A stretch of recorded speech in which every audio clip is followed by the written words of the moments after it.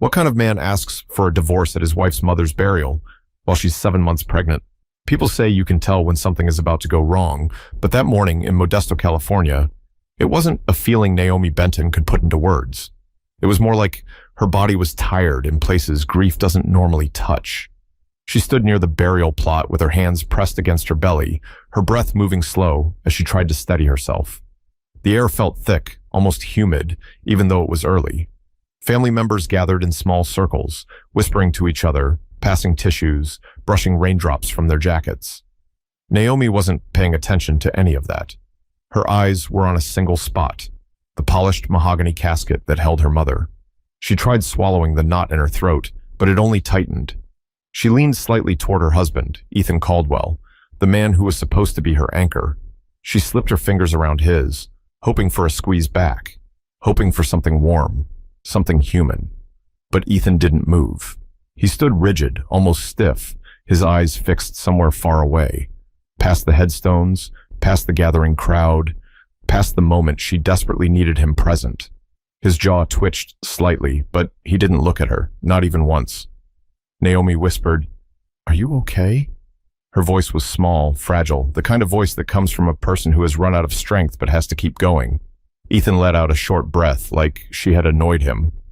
"I'm fine, just tired." Tired. The word echoed in her mind. He'd been saying it a lot lately. Tired, stressed, busy, overwhelmed, and each time the distance between them grew a little more. She'd chalked it up to work, to late hours, to the baby coming soon, but standing here now, something felt off. Not wrong, not dramatic, just off. Her aunt, Lorraine, stepped next to her, handing her a clean tissue. "Sweetheart, if you need to sit, we can grab a chair." "I'm okay," Naomi said. "I just need a minute." Lorraine nodded softly and moved back, giving her space. Naomi turned again to Ethan, hoping this time he'd meet her eyes. Maybe he'd brush her cheek. Maybe he'd whisper he was here. Maybe he'd do anything at all. But Ethan's phone buzzed in his pocket. He flinched, just slightly, but enough for Naomi to notice. Enough for her to watch the color leave his face for a quick second before he took a slow step backward and dug the phone out. He shielded the screen with his hand, glancing down at it like he was hiding something. Naomi blinked. Was he seriously checking messages right now? She whispered, "Ethan, please, can you just be here with me?" He didn't answer. He slid the phone back into his pocket with a sigh, but even that tiny gesture felt like it cost him effort. And when he finally faced her, his expression wasn't tender. It wasn't supportive. It wasn't even sad. It was blank, as if he were watching a stranger's loss instead of living through his wife's. She felt her pulse rising, and the pain in her chest made it hard to breathe. Something was wrong. Something more than grief, more than exhaustion, more than the weight of the baby inside her kicking softly, like she could sense her mother's pain. Naomi whispered, "Can we talk after this? Please? I need to—" Ethan cut her off sharply. "Not now." His tone wasn't harsh, but the coldness behind it made her shiver. The pastor began speaking, his voice floating through the rows of mourners as the first few drops of rain hit the grass. People pulled jackets over their heads, but nobody stepped away. Naomi stayed still, staring at her mother's name engraved on the brass plaque, trying to let the words being spoken comfort her. But they felt far away. Ethan shuffled his feet. He glanced sideways, and Naomi saw it again. That distant look, the one a person gets when they're somewhere they don't want to be. She whispered, "You've barely looked at me all week." This time, Ethan's expression cracked. Only slightly, but enough for her to see irritation replace emptiness. "Naomi," he muttered, "can we not do this here?" "Do what?" she asked softly. He opened his mouth, then stopped. His hand twitched. His eyes flicked toward the parking lot for half a second before he looked down at the ground, and that's when Naomi's stomach tightened in a way that had nothing to do with the baby. A sinking, quiet realization settled inside her. Ethan wasn't tired. Ethan wasn't stressed. Ethan wasn't overwhelmed. Ethan didn't want to be here. Not with her. Not today. Not in this moment that mattered more than any moment they had lived together in years. She inhaled slowly, trying to steady herself, but Ethan was already turning away from her a second time. She felt something inside her shift, something she couldn't name yet. But it was heavy, heavier than the grief, heavier than the rain. But what Naomi didn't know, not yet, is that this heaviness was only the beginning, and that the truth Ethan had been hiding was waiting right behind the next moment, ready to hit her harder than anything grief had done to her that morning. But before she finds out, someone else is about to make a move that changes everything. The pastor's voice faded into the background as Naomi tried to steady her breathing. She focused on the rhythm of her baby shifting inside her, hoping it would help her stay grounded. But Ethan kept shifting his weight from one foot to the other, glancing around like he was waiting for something or someone. When the final prayer ended, relatives stepped forward to place roses on the casket. Naomi moved slowly, clutching her belly with one hand and holding the rose with the other. Each step felt heavier than the last. She waited for Ethan to come with her, to walk beside her, to at least pretend he cared. He didn't move. Lorraine touched Naomi's shoulder. "Honey, do you want me to go with you?" Naomi forced a small breath. "No, I need him." She turned back toward Ethan. He was staring at the ground, his hands buried in his pockets. She walked to him, her voice trembling. "Ethan, please, this is my mother." He didn't even blink. "I said I'm here." "Physically," she murmured, "but not with me." He exhaled sharply through his nose, the kind of breath someone takes when they've run out of patience. For the first time all morning, he met her eyes, and what she saw there made her stomach drop. "That's enough, Naomi," he said quietly. Enough? Enough of what? Her grief? Her pain? The life they'd built together? "Come with me," she whispered, "just for a minute, away from everyone." Ethan hesitated. His jaw tightened slightly, just a flicker, but it told her everything. He didn't want to go with her, not even for a moment. But finally, he followed. They stepped a few yards away, near a row of older graves under a patch of overgrown grass. The rain picked up, tapping lightly on the umbrella Naomi's uncle had loaned her. Ethan didn't bother to take cover. He stayed in the open, looking irritated, almost restless. Naomi clutched the umbrella tighter. "Ethan, what's going on with you? You've been distant for months. You barely talk to me. You sleep on the couch half the time. I thought maybe it was work, or the stress of the baby coming, but right now, right here, you're acting like you don't even want to stand next to me." He didn't answer. "Please," she said softly, "say something." Ethan rubbed his face with one hand, then looked at her. "I can't do this anymore." Her heartbeat stuttered. "Do what?" "This marriage." The words hit her like a physical blow. She blinked, certain she'd misheard him. "Ethan, don't say that. Not now, not here." "I'm serious," he said. "I want out." The umbrella slipped from her fingers and hit the ground, bouncing once before landing in the wet grass. Rain began hitting her face directly, but she barely felt it. She whispered, "You can't be saying this at my mother's burial." "I didn't plan it," he muttered. "Then why now?" she cried. "Why today of all days?" Ethan lifted his chin slightly. "Because I can't keep pretending. I'm done pretending." Naomi felt dizzy. Her hand instinctively went to her belly again, as if shielding the baby from the words slicing through her. "What changed?" she asked, her voice barely audible. He hesitated for a split second, long enough to confirm he was hiding something, but then he said, "Everything. I'm not happy. I haven't been for a long time." Her throat tightened. "So you leave me now? When I'm 7 months pregnant? When my mother is being lowered into the ground?" "I should have said something sooner," he replied, eyes shifting away. "But I didn't want to fight about it." She stepped closer, searching his face. "Is there someone else?" Ethan froze. Not dramatically, not obviously, but enough. Naomi's breath caught. "There is," she whispered. He didn't deny it. He didn't reassure her. He didn't even look embarrassed. Tears pooled in her eyes, spilling down her cheeks. "How long?" "Naomi, how long?" she repeated, her voice sharper. He swallowed. "Almost a year." The world spun. The weight of the moment crushed her. Her knees buckled, and she grabbed the nearest headstone to steady herself. Lorraine rushed toward her, shouting her name. A few relatives hurried over, surrounding Naomi as she shook uncontrollably. "What did you do to her?" Lorraine snapped at Ethan. Ethan stepped back. "I told her the truth." Truth, Lorraine shouted. You broke her! Naomi sank to the ground, clutching her stomach as tears streamed down her face. She wasn't thinking about the baby, the rain, or the people watching. She was thinking about the man standing 3 feet away who had once promised her forever, and he couldn't even offer comfort. Ethan exhaled slowly, looked at the parking lot and said, I'm leaving. Lorraine almost lunged at him, but 2 cousins held her back. Naomi's voice cracked as she whispered, Please, don't go. Ethan didn't turn around. He didn't bend down. He didn't say goodbye. He just walked, and Naomi felt something inside her fracture in a way no doctor could ever fix. But Ethan thinks he's walking toward a better life, when in reality, he's stepping into a disaster he created himself. Ethan reached his car with rain dripping off his hair, his steps fast and uneven, like he was trying to outrun what he'd just done. His hands shook when he unlocked the door. For a second, he stared at his reflection in the window, eyes wild, chest heaving, as if even he couldn't believe the words that had come out of his mouth. But instead of going back, instead of checking on his pregnant wife who had collapsed on the wet ground, he pulled out his phone.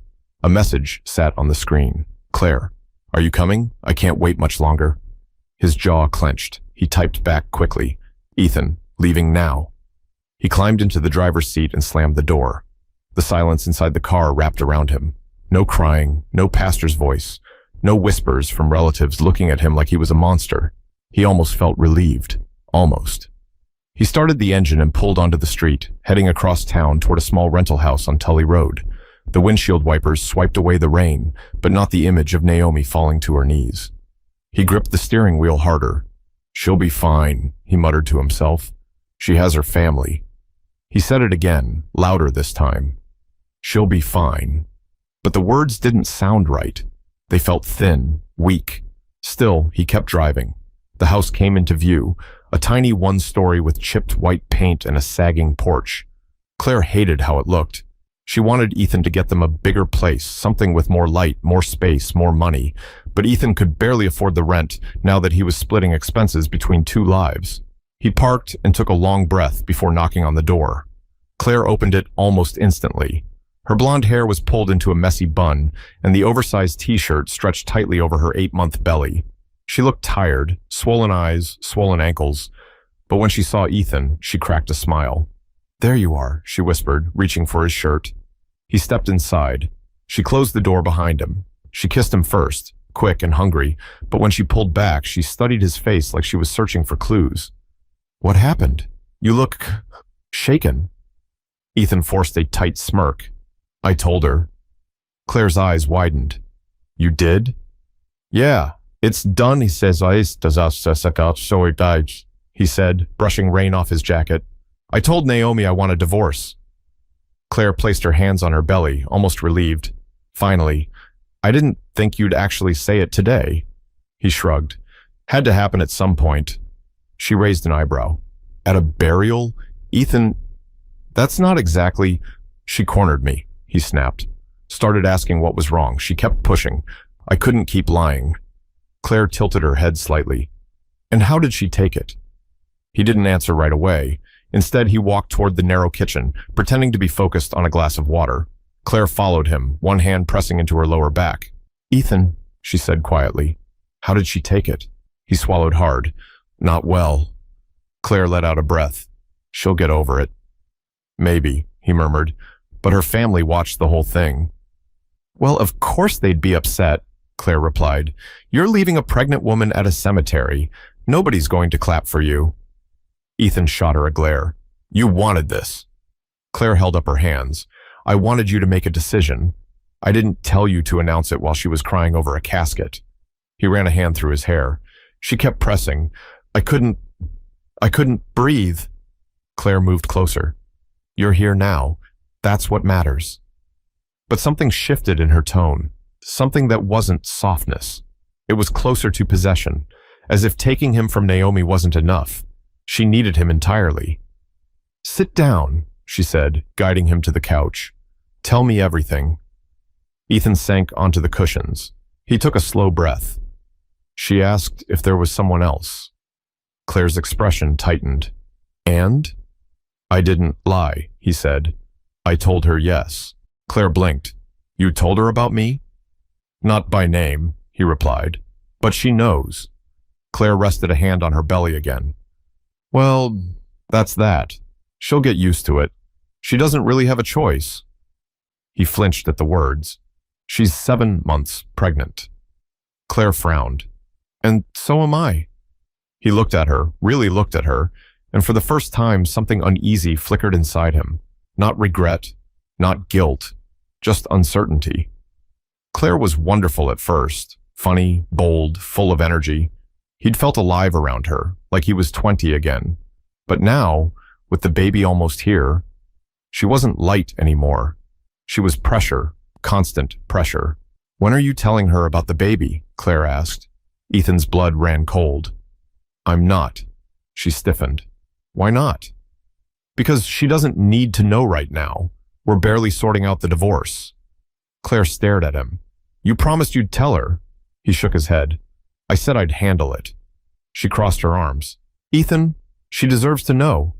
He snapped back. She can barely stand without crying. I'm not piling another thing on her. Claire's eyes narrowed. So what? Are you planning to hide our child? That's not what I said. Claire let out a humorless laugh. It feels like that. Ethan's frustration boiled over. Claire, stop. I'm doing my best. No, she said, voice rising. You're doing what makes you comfortable, not what's right. And now that things are real, you're scared. He stood up. I'm not scared. You're terrified, she shot back. Terrified of what people will think. Terrified of being judged. Terrified of consequences. He stared at her, chest tight. She wasn't completely wrong. Claire softened a bit, lowering her voice. I just need you to be all in, Ethan. For me. For this baby. You said you were choosing us. He rubbed the back of his neck. I did. Then act like it. For a moment, the room fell silent except for the rain tapping the window.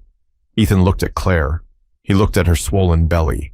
He looked at the tiny living room that smelled faintly of baby powder and leftover spaghetti, and a quiet fear crept into him. A fear he couldn't put a name to. He'd walked away from Naomi thinking he was stepping into a fresh start. Instead, he'd stepped into a life already full of demands he wasn't ready to face. But this new life isn't finished, reminding him just how deeply he's tangled himself. And the next turn is going to hit him harder than he expects. Naomi lay in the back seat of her cousin's SUV while they drove her home, her cheek pressed against the cold leather. She wasn't crying anymore. She couldn't. Her body had drained itself completely. Her chest hurt from the sobs earlier, her throat burned, and her eyes felt swollen and raw. Lorraine sat in the seat beside her, holding her hand as if letting go would make Naomi crumble into pieces right there. Honey, slow breaths, Lorraine whispered. Nice and calm. Naomi nodded weakly. The baby nudged her ribs, a small reminder that she wasn't alone, no matter how hollow she felt. When they reached her house, Naomi stepped out slowly, one hand steadying her belly.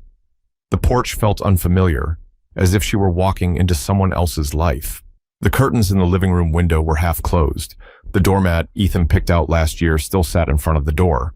The garden hose he'd left tangled up last week was still lying in the yard. It all looked ordinary, but her world was ruined. Inside, her uncle helped her to the couch. Lorraine fetched a warm blanket, draping it over her shoulders the way Naomi's mother used to do whenever she felt sick. Naomi stared at the wall, words stuck in her throat. For a long moment, no one said anything. The room stayed quiet except for the soft hum of the air conditioner. Finally, Naomi whispered, "He didn't even look back."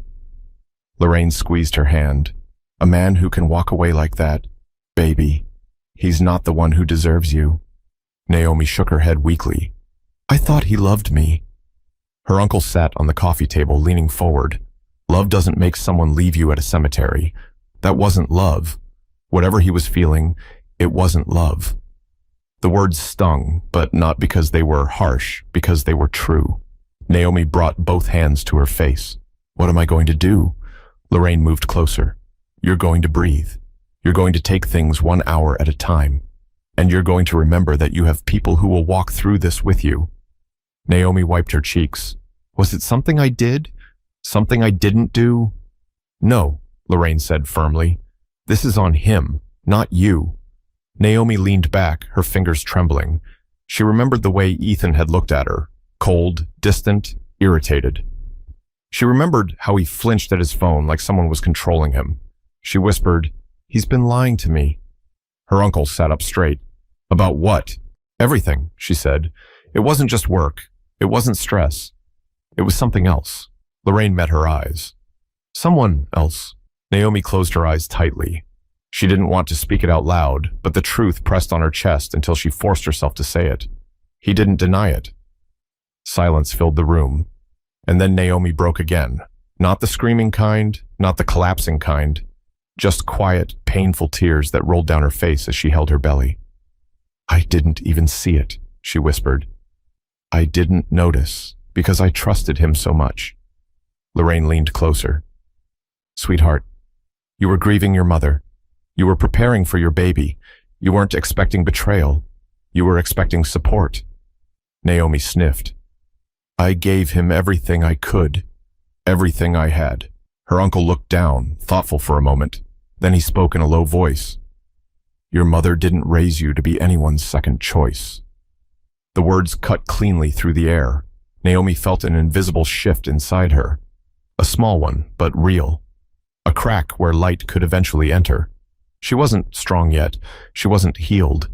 But something inside her stirred. Something she hadn't felt since before her mother got sick. A thin thread of resolve. Lorraine stood. "There's something else we need to talk about," she said gently. "But we'll do it when you've had some water." Naomi blinked. "What do you mean?" "Let me grab the papers," Lorraine said, heading to the hallway. "Your mom wanted you to have them. She told me everything before she passed."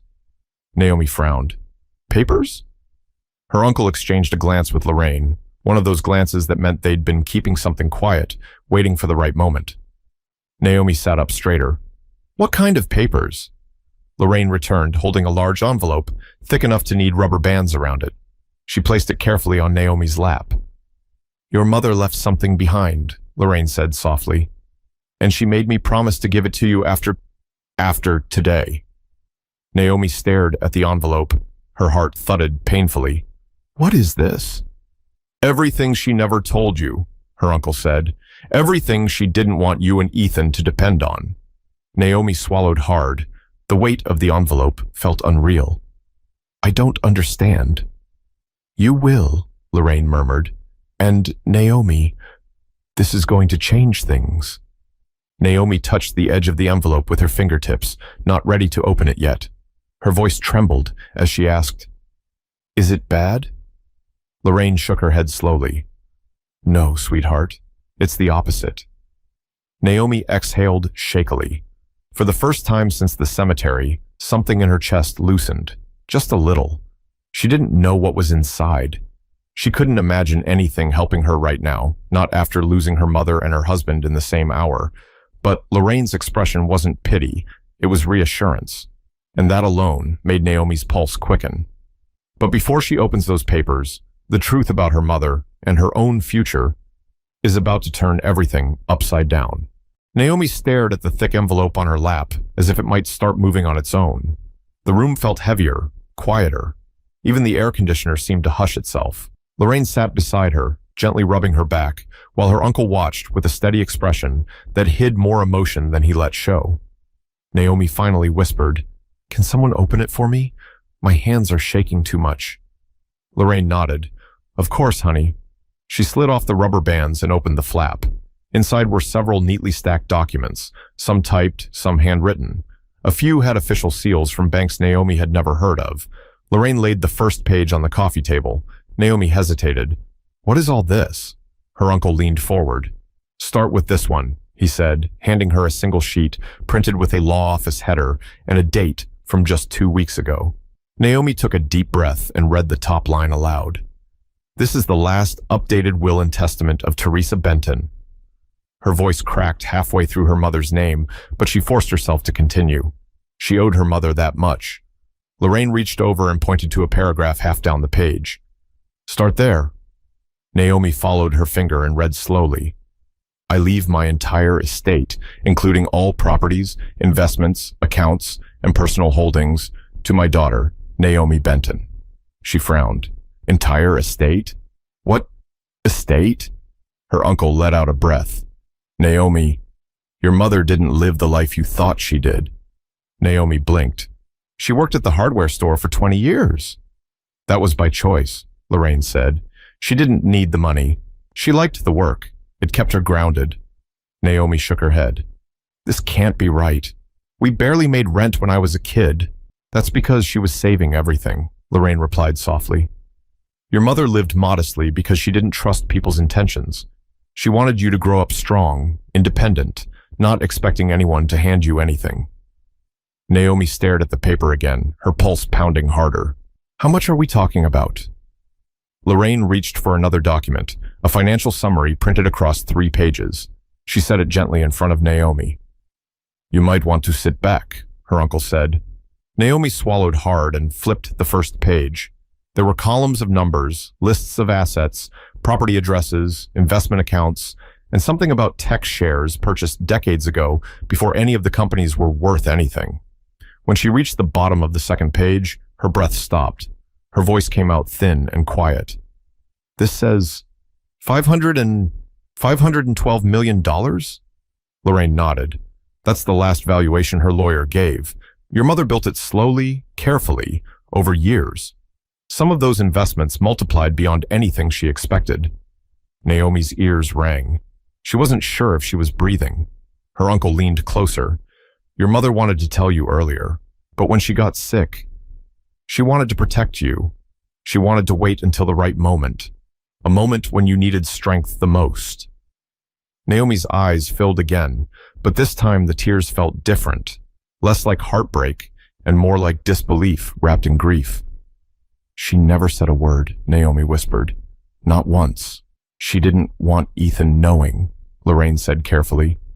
She didn't want him or anyone shaping your future for their own benefit. Naomi flinched. You think she didn't trust him? Lorraine hesitated. Then she said, Your mother had good instincts. Naomi looked at the documents again. Her entire life, every struggle, every sacrifice her mother made, suddenly took on a new shape. Her mother hadn't been poor. She'd been careful, strategic, protecting her daughter's future from the wrong people. Her uncle cleared his throat. There's more. Naomi's heart thumped. More?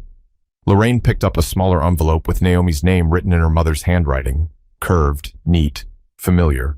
Naomi's breath caught. She wrote you a letter, Lorraine said softly. Naomi took it with trembling hands. She closed her eyes before opening it, bracing herself for whatever came next. Then she unfolded the page. Her mother's voice came alive in her head with the first sentence. My sweet Naomi, if you're reading this, it means I'm no longer with you, and I'm sorry for leaving you so soon. Naomi pressed her hand to her mouth. Lorraine reached out, squeezing her shoulder gently, but urging her to keep reading. I spent my life teaching you how to stand on your own feet because I knew one day you might need to. People can surprise us, with kindness, yes, but also with selfishness. I didn't want anyone taking advantage of your heart. You give so much, too much sometimes. I wanted your future safe, no matter who stayed or who walked away. Naomi blinked rapidly, trying to see the words through her tears. I didn't want the world or any man to have power over your peace. This inheritance is for you and your child, not for anyone else. Use it wisely, protect it, and remember your worth. A tear slid down Naomi's cheek as she whispered, Mom. She read the final line slowly. You were born to rise above pain, not drown in it. Naomi lowered the letter onto her lap, her chest tightening in a way that wasn't panic. This time it was something deeper, something awakening. Her uncle leaned forward. You're not alone, Naomi, and you're not broken. You're about to step into a life your mother built with love and foresight. Naomi wiped her face, breathing shakily. She saved all this for me? Yes, Lorraine said. For you and your baby. For the first time since the burial, Naomi sat up taller. The grief was still there, still aching, but it was no longer the only thing filling her. There was something else now, something steady, something powerful. She didn't feel healed, but she felt supported, and that was enough for the moment. But while Naomi is beginning to recover, Ethan is about to discover the kind of truth that doesn't just sting. It cuts deep enough to haunt him. Ethan sat on the edge of Claire's couch, with his elbows on his knees, staring at the floor like it might give him answers. Claire shuffled back and forth between the kitchen and the living room, one hand pressed against her lower back. Her breathing was sharp, irritated. The house felt smaller than ever, tighter, warmer, tense in a way Ethan could no longer ignore. "So," Claire said, breaking the silence, "what's the plan now? You're staying here full time?" Ethan dragged a hand over his face. "I don't know." Claire stopped mid-step. "What do you mean you don't know?" "I mean, I need time," he muttered. Claire scoffed, slow and loud. "Time? Ethan, I'm 8 months pregnant. This child could come any—" "I know," he snapped, his voice louder than he intended. He shut his eyes, letting out a breath. "Claire, everything is happening at once. Naomi just lost her mother. Claire pointed at him with a trembling hand. "You walked away. You made that decision. And you pushed for it." "I pushed because you said you were unhappy," Claire fired back. "You told me you couldn't stay with her anymore." Ethan stood up. "I didn't expect it to feel like that." "Like what? Guilt?" she demanded. "Second thoughts." He looked away. That was answer enough. Claire folded her arms over her belly, her voice turning sharp. "Don't even think about backing out on me now. I won't let you." Ethan glared. "I'm not backing out. I'm just overwhelmed." She stared at him, her eyes narrowing. "You sure? Because you look like a man who regrets something." He didn't respond. Claire walked closer until she was a few inches from him. "Do you love me, Ethan?" His throat tightened. "Yes." "Say it like you mean it." He clenched his jaw. "I love you, Claire." But even he could hear how flat it sounded. Claire's eyes glistened, not with softness, but with frustration. "I need security. I need to know I'm not going to raise a baby with someone who's halfway in and halfway out." Ethan rubbed his temples. "I told you I want a life with you." "I've heard your words," Claire replied, her voice rising. "But your actions. Ethan, you're pacing like you want to run back to her." He froze. Claire stepped back slightly, studying his face. "You do, don't you?" "No," he said quickly, too quickly. Before she could fire back, someone knocked at the front door. 3 rapid knocks, firm and impatient. Claire frowned. "Were you expecting someone?" "No," Ethan said, confused. He opened the door, expecting maybe a delivery driver or a neighbor. Instead, he found Troy, Naomi's older cousin, standing on the porch with rain still dripping from his jacket. Troy wasn't smiling. He wasn't angry either. He looked controlled. Too controlled, which was worse. Ethan swallowed. "Troy, what are you—" "We need to talk," Troy said. Ethan stepped outside and closed the door halfway behind him. "Look, man, if this is about what happened earlier—" "It is," Troy said, "and about something else." Ethan crossed his arms, trying to sound calm. "I didn't mean to upset anyone. Naomi—" Troy cut him off. "You didn't just upset her. You crushed her, and everyone saw it." Ethan shifted uncomfortably. "It wasn't planned." "That's obvious," Troy said dryly. "But I'm not here about that anymore." Ethan frowned. "Then what?" Troy pulled a folded sheet of paper from his pocket. "You should know what Naomi just found out." "What are you talking about?" Troy lifted the paper and tapped it once. "Her mother's will." Ethan blinked. "Her will? Why would that involve me?" Troy didn't sugarcoat it. "Because Naomi just inherited $500 million. Ethan's breath hitched. "What?" he whispered. "She's the sole heir," Troy said bluntly. "Properties, investments, accounts, everything." For a moment, Ethan couldn't speak. $500 million? Naomi? Naomi, who clipped coupons and refused to buy brand-name cereal? Naomi, who saved every spare dollar for the baby? Naomi, who had once cried because they couldn't afford a better apartment? He shook his head. "No, that can't be right." "Read it yourself if you want," Troy said, holding up the paper. "She didn't even know until today. Lorraine showed her the documents." Ethan reached for the paper, but Troy pulled it back. "She doesn't want you touching anything that belongs to her now," Troy said firmly. "And I'm here to tell you, don't try it. Don't come around acting sorry. Don't pretend to care. She's done." "I'm not after her money," Ethan snapped, though the words sounded thin even to him. Troy raised an eyebrow. "Maybe not yesterday, but now, Who knows? Ethan's pulse hammered in his ears. The porch felt too small. The air felt too warm. His stomach twisted like he was suddenly sick. Naomi, quiet, gentle, loyal Naomi, was now worth more than he could comprehend, and he had walked away from her an hour earlier. He whispered under his breath, "She didn't tell me." "Of course she didn't tell you," Troy replied. "Her mother didn't trust you, and look how right she was." Ethan stepped back a little, stunned. Troy's eyes hardened. Stay away from Naomi, and stay away from the baby. He turned and walked down the steps toward his truck, leaving Ethan frozen on the porch. Inside, Claire watched through the window, her expression changing as she read Ethan's body language. Shock, confusion, panic, and something else she had never seen on his face before. Regret. Ethan slowly walked back inside. Claire didn't even let him sit before asking, "What did he say?" Ethan stared at the floor. Her mother left her everything. Naomi just inherited more than $500 million. Claire blinked. "You're joking." "No," he whispered. "I'm not." Claire's face went pale. "You mean Naomi? Naomi Benton is a multimillionaire?" "Yeah," he said quietly. "She is."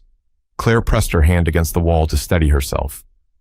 "So, you left your pregnant wife right before she found out she's incredibly wealthy?" Ethan didn't answer. He didn't have to. His silence filled the room like fire. Claire let out a slow, shaky breath. "Ethan, what did you do?" He ran both hands over his face, his voice trembling for the first time. "I made the biggest mistake of my life." But this is only the beginning of the fallout, because regret has a way of growing teeth, and Ethan is about to feel every single bite. Ethan didn't sleep that night. He lay on Claire's stiff couch with his arms crossed over his chest, staring at the ceiling until the dark slowly shifted into morning light. Every few minutes, he replayed the burial scene in his head. Naomi collapsing, relatives shouting at him, the rain falling over everything like the sky itself was disappointed in him. And then Troy's voice echoed, "She's the sole heir. Everything is hers. $500 million. The number pressed on him like a weight he couldn't push off. Claire walked into the living room around 7, barefoot, her hair messy, eyes swollen from crying. She leaned against the doorway, studying him. "You didn't sleep," she said. "No," he muttered. She crossed her arms. "So, what are you thinking?" He didn't answer right away. "I don't know," he admitted. "Everything's changed." Claire tilted her head, a bitter twist in her expression. "Changed for who?" "For everyone," Ethan said quietly. Claire let out a humorless laugh. "Don't play dumb, you're talking about her." Ethan rubbed his face. "I'm trying to figure out what to do." "Do?" she repeated sharply. "You're not doing anything. You're not going back to her." "I didn't say I was going back." "You're thinking about it," she snapped. "I can see it all over your face." Ethan stood up. "She's carrying my child, Claire." "And I'm carrying your child too," Claire shot back. 8 months pregnant, Ethan, and now you're standing here acting like you've just discovered a new direction in life. "It's not that," he muttered. "Then what is it?" she demanded. "Say it." He took a long breath. "I shouldn't have left her like that." Claire's jaw tightened. "Because she's rich now? That's what this is." "No," he said sharply. "Because she's hurting. Because I made her collapse at her mother's burial." Claire narrowed her eyes. "Funny how that didn't bother you yesterday." "It did," he snapped. "But I didn't realize how bad it was until you realized what she's worth," Claire cut in. Ethan opened his mouth to argue, but his voice died before the words came. Claire stepped closer, her hand gripping the back of a chair. "This is why I told you to tell her everything before making a move," she said. "Now she has every reason to hate you. And trust me, her family won't let you anywhere near her again." Ethan's chest tightened at the reminder. "She has my baby." "And I do too," Claire whispered, tapping her belly. "So are we just back up now?" He stared at her. "That's not what I meant." Claire sank onto the couch, breathing hard. "Ethan, I know you. You think you're confused, but deep down you know exactly what you want." "What does that mean?" he muttered. "It means you're regretting the wrong thing," she said. "You're not upset about the divorce. You're upset because you didn't get to leave on your own terms. You're upset because she got something you didn't expect." Ethan clenched his jaw. I'm not after her inheritance. Claire held his gaze. Then why is it all you've thought about since you heard? He didn't respond. Instead, he grabbed his jacket and walked to the door. Where are you going? Claire demanded. For a drive. She stood instantly. No, you're not leaving me here worrying. Claire, I need to think. You can think right here, she snapped. We're supposed to be a family. Ethan turned back to her, his voice low. I need space. Claire's eyes filled, not with sadness, but anger so sharp it made the room feel hotter. Space, she repeated. That's exactly how this started, with you needing space from your wife. He looked away. She stepped closer, her voice dropping. Don't make me the woman you used to escape your problems. I'm not, he whispered. Then prove it, she said, trembling. Stay.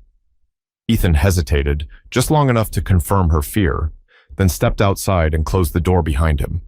Claire sank to the floor, her hands shaking as they clutched her belly. Her breathing quickened, not from stress alone. A contraction rolled through her. She gasped softly. Please, not now. Meanwhile, Ethan drove aimlessly through Modesto, past shops opening for the morning, past people walking dogs or grabbing coffee. Every ordinary sight felt like a slap. Everyone else's life looked stable, predictable, safe. His was a burning mess. He parked near a small park, shut off the engine, and rested his forehead against the steering wheel. How did I let everything fall apart? He whispered. A soft knock on the window made him jerk up. It was Jermaine, a coworker he hadn't spoken to in weeks. Jermaine leaned down, squinting. Man, you look like you lost a boxing match with your thoughts. Ethan opened the door. Jermaine, hey. Jermaine raised an eyebrow. You all right? You look rough. I messed up, Ethan muttered. Jermaine sat on the edge of the car door. With Naomi? Ethan hesitated. Jermaine already guessed the answer. Jermaine sighed. People have been talking. Word gets around fast, you know. Folks heard about what happened at the cemetery. Ethan winced. I didn't plan for it to go that way. Nobody plans something like that, Jermaine said. But you did it, and you gotta live with it. Ethan swallowed. She inherited a lot. Jermaine shrugged. And? And I didn't know. So? Jermaine repeated. That don't change the way you treated her. The truth cut deeper than Ethan expected. Jermaine stood fully now, crossing his arms. Listen, man, you wanted another life. You wanted Claire? Then stick to your choice. But don't go crawling back to Naomi because her situation changed. That's not why... Jermaine held up a hand. Then sit with your actions. Don't try to fix them with money. And don't mess up her peace again. Ethan stared at the ground. Jermaine stepped back. You can't undo what you did. You gotta deal with it. Without waiting for a reply, he walked away. Ethan leaned against the car, his chest tight. For the first time, he saw his choices without excuses. He hadn't just walked away from Naomi. He had walked away from the life he was supposed to build with her, and now he was realizing the price. But before he can even figure out how to handle this regret, something urgent is happening back at Claire's place, and it's about to push everything into a new crisis. Claire tried to stand, but the pain tightened around her abdomen again, sharper this time. She gripped the edge of the couch with both hands, breathing slowly the way the nurse taught her in class, but her breaths kept breaking. Sweat formed along her hairline. Her legs trembled. She whispered to herself, It's too early. Not yet. But the contraction didn't care. It rolled through her again, stronger than the last. She grabbed her phone and dialed Ethan. Ring, ring, ring. No answer. She tried again. Still nothing. Claire threw the phone onto the couch, her chest tightening, not from the pain, but from the fear. I can't do this alone, she whispered. She lowered herself onto the floor, leaning against the couch cushions while she waited for the pain to ease. But the truth settled in her stomach heavier than the contractions. Ethan wasn't here. Not physically, not emotionally, not completely. She had fought so hard to pull him into a new life, but she never stopped to see how broken he already was. And now she was the one left shaking on the floor, terrified and alone. Across town, Ethan sat on a bench near the park, staring at his phone screen. 10 missed calls, all from Claire. His stomach dropped. He stood so quickly the bench shook. As he rushed to the car, a horrible thought struck him. What if something's wrong with the baby? He jumped into the car, slammed the door, and sped off, heart pounding with panic. Not guilt this time, fear. When he reached the house, Claire was curled on the living room rug, her breathing uneven, her hands gripping the cushions like life preservers. Ethan rushed in. "Claire, hey, talk to me." She looked up, her eyes wet and angry. "Where were you?" He knelt beside her. "I'm sorry, I didn't see the calls. What's happening?" "A contraction," she gasped, her voice trembling. "Maybe more. I don't know." Ethan swallowed hard. Okay, we're going to the hospital." He helped her to her feet, grabbed the hospital bag, and guided her to the car. Claire clutched his arm with every step. Her breathing hitched as she lowered herself onto the seat. He slammed the door and ran around to get in. The silence on the drive was thick. Claire finally spoke. "If you're going to leave," she whispered, "at least stay long enough to make sure our baby's okay." The words hit Ethan like a punch. He didn't respond. He didn't know how to respond. All he could think was how fast everything was slipping out of his control. Once they reached the hospital, nurses rushed Claire into an exam room, checking her vitals, her blood pressure, the baby's heartbeat. Ethan stood against the wall, watching helplessly as they placed monitors on her belly. A nurse finally turned to him. "She's having pre-labor contractions. We're going to try to slow them down. Stress can bring them on early." Ethan whispered, "Is she going to be okay?" "We'll monitor her closely," the nurse said, "but she needs rest and stability." Ethan sank into a chair. Stability. The word hit him harder than anything Troy or Jermaine had said. He hadn't given anyone stability, not Naomi, not Claire, not the babies. He put his face in his hands, breathing heavily. Claire watched him from the bed. "You look like you're falling apart." "I am," he admitted. She hesitated before speaking again. "Do you regret choosing us?" He lifted his head slowly. Her question didn't hold spite this time. It held fear. "No," he said softly. "I regret how I did everything. I regret hurting her. I regret the timing. I regret everything," Claire whispered. He didn't deny it. A nurse came in and dimmed the lights, leaving them in quiet shadows while the machines hummed. Claire watched the ceiling as she spoke. "You know, Naomi deserves better," she said softly. "Even I can see that. A woman who's 7 months pregnant should never have to crumble alone like she did." Ethan closed his eyes. "You think I don't feel guilty?" Claire asked. "I do. I didn't ask you to hurt her like that. I asked you to be honest." "I wasn't honest with myself," Ethan murmured. Claire breathed slowly, calmer now. "So what happens now? When she's rich? When she has support? When she doesn't need you at all?" He swallowed. "I guess nothing happens. She moves on, and I live with it." Claire turned her head to look at him. "And will you?" He didn't answer. He knew the truth, a truth that grew louder with every heartbeat. He had lost Naomi long before the inheritance. The money only made the loss undeniable. 2 days later, after the doctors managed to stabilize Claire, Ethan stepped outside the hospital to get some air. He leaned against the wall, letting the breeze hit his face. His phone buzzed. A message from Lorraine. "Naomi is safe. Stop calling. Stop asking. Move on." Ethan stared at the screen. He hadn't called. He hadn't texted. He hadn't reached out. He'd been too ashamed, but the fact that her family assumed he would try to crawl back made the shame even heavier. He typed and deleted several replies. Finally, he wrote, "I'm glad she's okay," and left it at that. He looked out at the parking lot, watching cars come and go, people living normal lives, people with second chances he no longer had. He whispered to himself, "What have I done?" For the first time, the answer settled clearly. He had broken the woman who once gave him everything, only to realize too late that she had become the woman who no longer needed him at all. Naomi wasn't the one losing anything now. She had a future, a child, a fortune, a family, a chance at real love someday. Ethan was the one left behind, scraping together the pieces of a life he had shattered with his own choices, choices he couldn't rewind, choices he had to live with. Because some mistakes don't just follow you. They shape the rest of your life. Pain doesn't reveal itself all at once. It arrives in pieces, through betrayal, through grief, through moments when life feels unfair. But strength comes in pieces too. Naomi found her strength the moment she realized her worth didn't depend on who stayed or who walked away. And that's the truth buried in this story. People who don't value you don't get to define you. People who leave don't get to decide your future. You decide that. Naomi didn't rise because she became rich.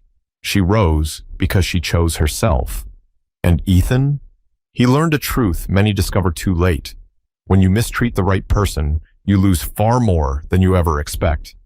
If you found this story powerful, share it with someone who might need the reminder that their value doesn't come from someone else's approval. And if you want more stories like this, make sure you follow along for the next one.